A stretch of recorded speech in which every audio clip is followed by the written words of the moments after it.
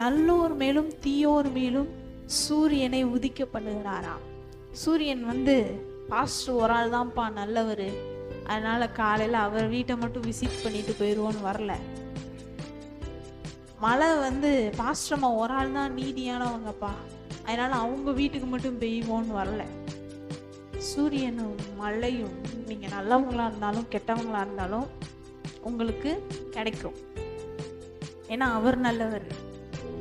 நீங்க நல்லவங்களா கெட்டவங்களான்னு கிடையாது, அவர் நல்லவர். அதனால மழையும் சூரியனும் எல்லாருக்கும் கிடைக்கும்படி வச்சிருக்கிறார், எல்லாரையும் ஆசீர்வதிக்கிறார். இந்த வசனம் என்ன சொல்ல வருதுன்னா, எல்லாருக்கும் நல்லோர் மேலும் தீயோர் மேலும் மழையும் சூரியனையும் கொடுக்கிறாருன்னா அவங்களுடைய விளைச்சலை அவர்களுக்கு கொடுக்கிறார்.